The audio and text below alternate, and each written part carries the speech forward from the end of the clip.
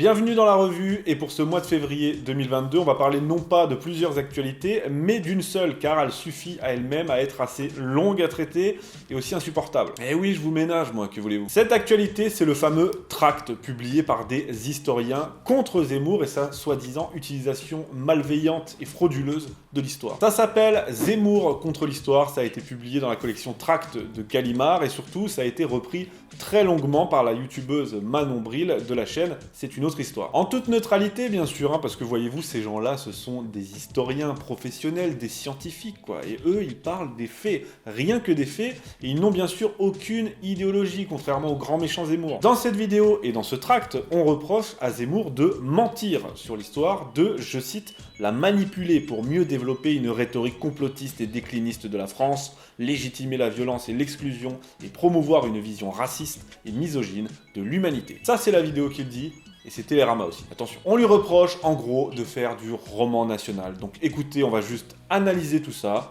jeter un petit coup d'œil pur et innocent. C'est parti.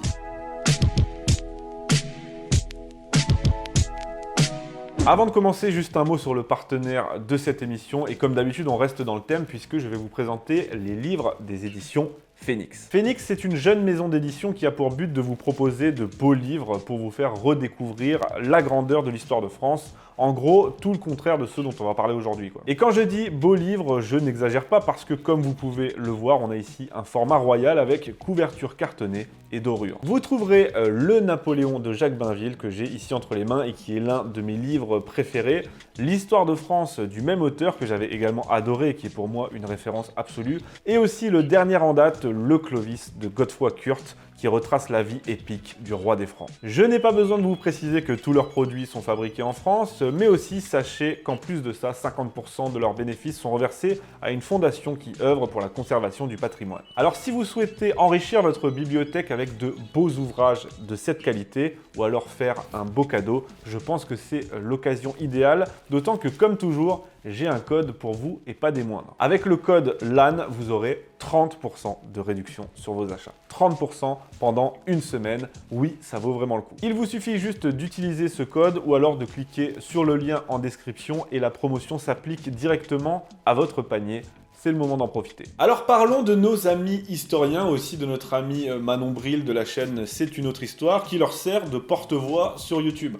Personnellement, sa chaîne, je ne la connaissais pas, mais apparemment, elle fait de l'histoire. Et même parfois avec Usul, bah voyons, mais aussi avec McFly et Carlito. Oui, vous avez bien entendu ce que je viens de dire. Je sens déjà se dessiner ce doux parfum de neutralité et de sérieux, pas vous? Donc, dans sa longue vidéo publiée le 3 février dernier sur sa chaîne, Manon Bril revient point par point sur les propos de ces historiens qui interviennent également dans la vidéo, chacun selon leur domaine de compétence. Alors, je ne vais pas revenir sur tous les points évoqués dans la vidéo, car je n'en ai ni le temps ni l'envie, mais je vais quand même vous en présenter quelques-uns, histoire que vous puissiez vous faire une idée de la pertinence et de l'honnêteté de ces braves gens qui prétendent débunker Zemmour en toute impartialité.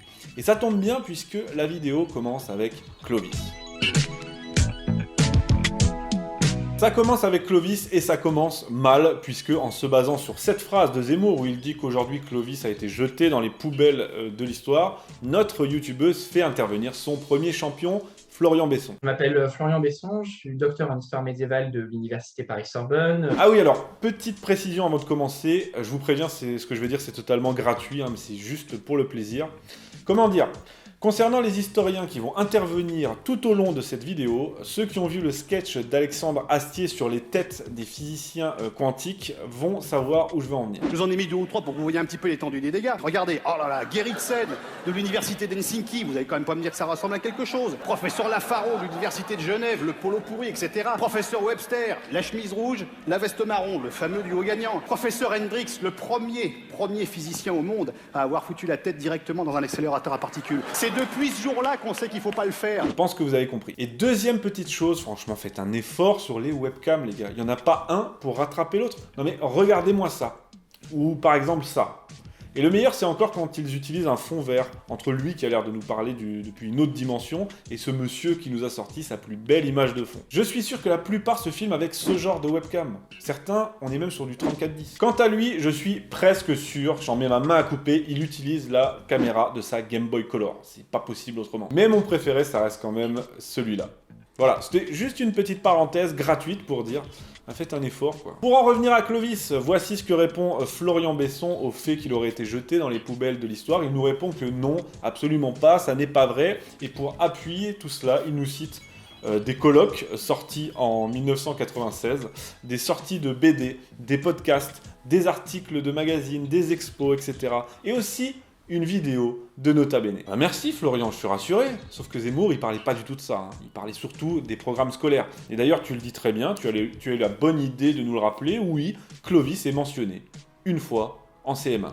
Formidable. Non seulement Zemmour parle surtout des programmes scolaires où Clovis est réduit à rien ou presque rien, mais aussi il y a surtout tout un débat historiographique derrière cette question parce que le rattachement à Clovis comme socle de l'histoire de France, c'est avant tout une démarche monarchiste et qu'aujourd'hui on n'est plus du tout là-dedans et c'est pour ça qu'il est plus ou moins occulté. La République a remplacé Clovis par nos ancêtres les Gaulois. Aujourd'hui on a même carrément franchi un autre cap puisqu'on est plutôt dans nos ancêtres les Arabes ou les royaumes africains. Oui, les royaumes africains, c'est au programme. Tout ça pour dire que oui, ça commence mal parce que là ils répondent totalement à côté. Deuxième point, et là ça va pas s'améliorer, la question des croisades et surtout de la place des Français au sein de ces croisades. La croisade est une immense victoire, une victoire française. Le salut de l'Europe chrétienne est venu de France. Donc il y a 2 mensonges là-dedans, nous explique l'historien. Et après avoir répondu à côté, là ils vont décider de carrément jouer sur les mots, en nous disant que la France telle qu'on l'entend aujourd'hui n'existait pas à l'époque. Merci, on était au courant. Ou encore que les croisés n'étaient pas tous français. Alors déjà, Zemmour n'a jamais dit que les croisés étaient tous français, mais ce qui est sûr, c'est qu'une grande majorité des croisés étaient originaires de France. Et quand on dit France, c'est évidemment une simplification et ça désigne le domaine royal et ses vassaux. Ce que ça intéresse, je vous renvoie notamment à ce livre de Bertrand Lançon, Quand la France commence-t-elle ? Lui, il ramène ça carrément au 8e siècle. C'est une lente construction à 1000 feuilles, tout en diversité avec plusieurs berceaux, mais qui ne saurait remettre en question l'unité fondamentale qui s'est faite avec le temps. Bref, c'est une question complexe, et là, franchement, c'est du chipotage pur et dur de leur part. Il n'y a aucun argument sérieux à part « la France n'existait pas telle qu'on l'entend à l'époque ». Alors, oui, ils disent pas textuellement « mais je vous assure que c'est ce qu'on entend. Dire que la première croisade est une victoire française, c'est une vision nationaliste totalement fantasmée par l'extrême droite. C'est d'autant plus ridicule que pendant les croisades, il y avait tellement de Français, là je mets les guillemets pour ne pas énerver Florian,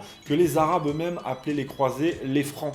Et leur deuxième point, c'est de dire que non, les croisades n'ont pas sauvé l'Europe chrétienne et que les conquêtes islamiques étaient, je cite, finies depuis un bon moment. Alors oui, c'est vrai que Jérusalem n'a pas été prise par les Turcs, hein, ça c'est pas une conquête, et que les pèlerins n'ont pas été empêchés de se rendre en Terre Sainte, ça non plus c'est pas un problème. Et surtout, les conquêtes islamiques sont finies depuis un moment, ok, mais est-ce qu'elles sont arrêtées pour autant, hein? Je sais pas, faudrait demander à l'Espagne, ou à Constantinople, ou à Vienne. Tout ceci est sans parler du fait que les croisades sont une guerre défensive, je le rappelle, qui a certes échoué à long terme, hein, on est d'accord, mais qui ont considérablement retardé les invasions musulmanes de l'Europe, Constantinople, Vienne, et ça a été un sursis énorme parce que l'Europe n'était pas prête. Pour ce qui est de la question des croisades, je vous renvoie à Jean Sévilla qui est très bon là-dessus. Mais bon, visiblement, ces conquêtes islamiques de l'Europe, ça n'aurait pas été un scénario qui aurait dérangé nos amis historiens parce qu'on a bien compris qu'ils avaient décidé depuis le début qui étaient les gentils et qui étaient les méchants. Et une dernière chose là-dessus, là ça me fait rire parce que quand Manon Bril nous parle des conquêtes islamiques, vous savez ce qu'elle fait ? Vous n'êtes pas prêts. Juste entre parenthèses, quand on dit islamique, ça veut juste dire qui a trait à l'islam, la religion, et pas forcément à du terrorisme. Oui, elle vient de préciser que le mot islamique n'avait rien à voir avec le terrorisme. Voilà. Merci pour l'info, Manon. Troisième thème évoqué dans leur vidéo, Saint Louis qui, attention, poncif actuel très connu, était antisémite. Et ceci en utilisant une rhétorique très xénophobe et antisémite. Voilà, encore une fois, aucun recul historique, on colle des concepts contemporains sur une époque donnée, j'ai même pas envie de m'attarder là-dessus, je ne peux que vous renvoyer encore une fois à l'excellent livre de Jean-Noël Toubon, Ainsi était Saint-Louis aux éditions Vox Gallia, parce qu'il parle de ça là-dedans, il parle du fait, il nous explique à quel point c'est tout le contraire, que Saint-Louis a protégé les Juifs, notamment en leur facilitant l'accès aux métiers productifs, en leur accordant des aménagements, mais surtout en se faisant un devoir de combattre l'hérésie, tout en protégeant l'hérétique. Parce que oui, à cette époque, qui n'est pas la nôtre, ces notions avaient un sens pour les gens, un sens profond. Et la pratique de l'usure étant mal vue, les insultes faites à la Vierge Marie dans le Talmud ont poussé le pape Grégoire IX à agir.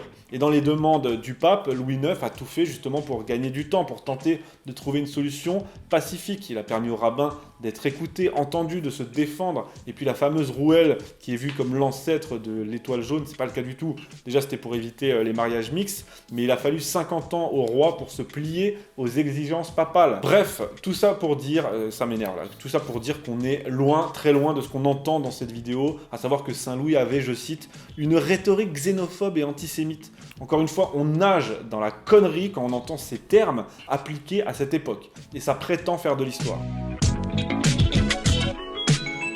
Mais mon passage préféré, c'est certainement celui sur les protestants que Zemmour aurait comparé aux musulmans d'aujourd'hui et qu'il essayerait de faire passer pour des bourreaux. Non, les victimes de la Saint-Barthélemy ne sont pas les bourreaux. Mais qui a dit qu'ils étaient des bourreaux? Personne. Les protestants ont jamais représenté plus de 10% du royaume et ils ont été très peu violents. Encore une fois, qui a dit que le problème avec les protestants à l'époque, c'était les violences? Personne. Le problème, et c'est ce que dit Zemmour, c'est qu'ils en étaient venus à constituer un véritable État dans l'État, ce qui était absolument inadmissible, et qu'ils étaient aussi le parti de l'étranger. Il suffit de voir leur lien avec l'Angleterre et avec les puissances ennemies de la France.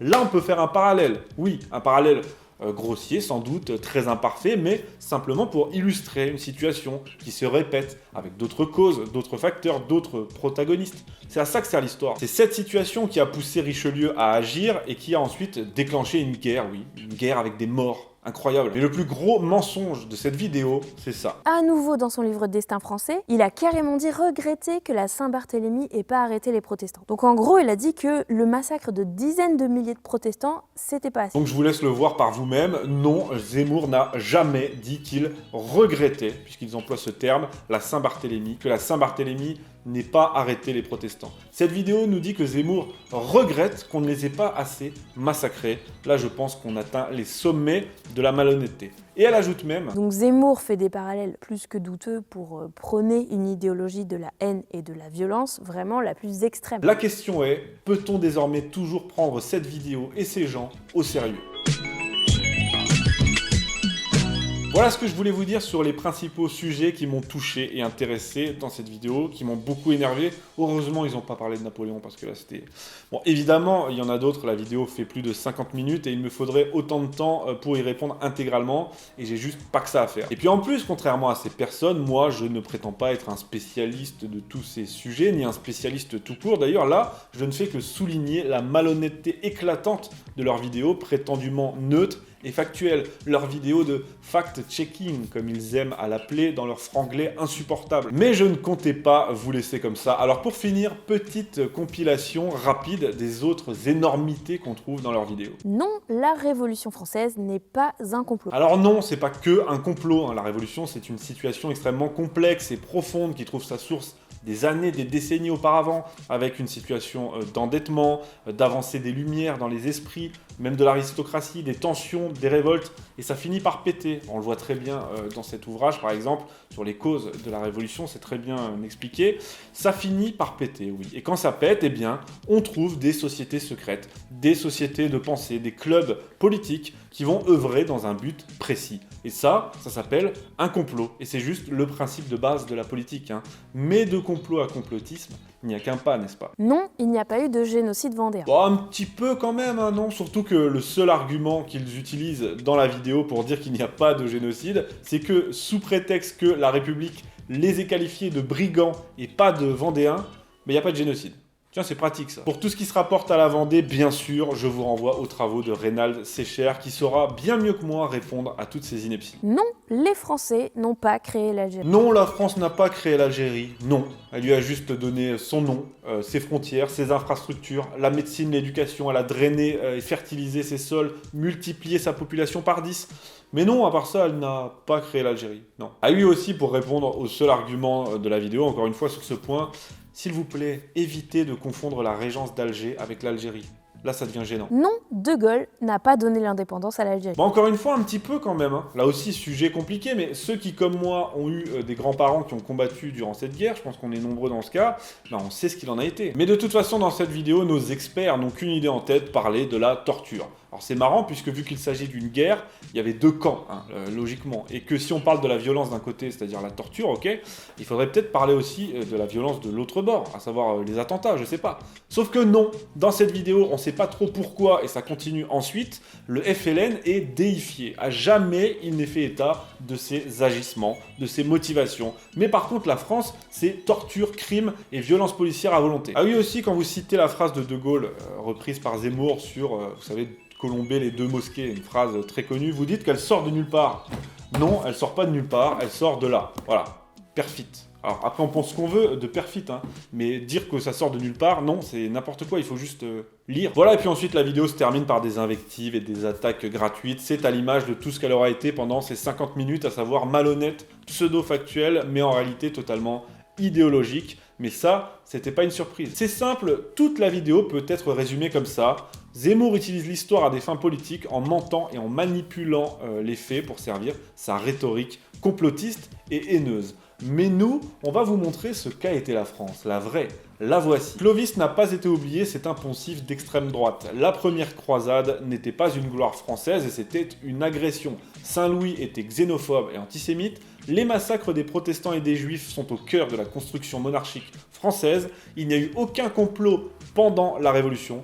Pas plus qu'il n'y a eu de génocide des Vendéens. Vichy n'a pas sauvé des Juifs. La France n'a pas créé l'Algérie, ne lui a pas donné son indépendance et a persécuté les Algériens et le gentil mignon FLN. Voilà l'histoire de France résumée pour vous par ce collectif d'historiens. Eh bien attendez, ça ressemble un peu à nos programmes scolaires ça, non? Tout ça pour vous dire que si vous comptez lutter efficacement contre le roman national que vous reprochez tant à Zemmour, on ne sait pas trop pourquoi d'ailleurs, je ne vais pas revenir sur ce que je pense du roman national, bah évitez de tomber vous-même dans un grotesque roman anti-national parce que là, ça devient franchement ridicule. Et quant à vous qui me regardez, eh bien si vous voulez redécouvrir l'histoire de France, la grande histoire de France dont on essaye là encore de vous éloigner, je vous renvoie à nouveau vers notre partenaire qui est ici, les éditions Phoenix, qui vous proposent de beaux ouvrages historiques avec le code LAN et le lien en description. Vous pourrez profiter en plus de cette réduction exceptionnelle de 30%.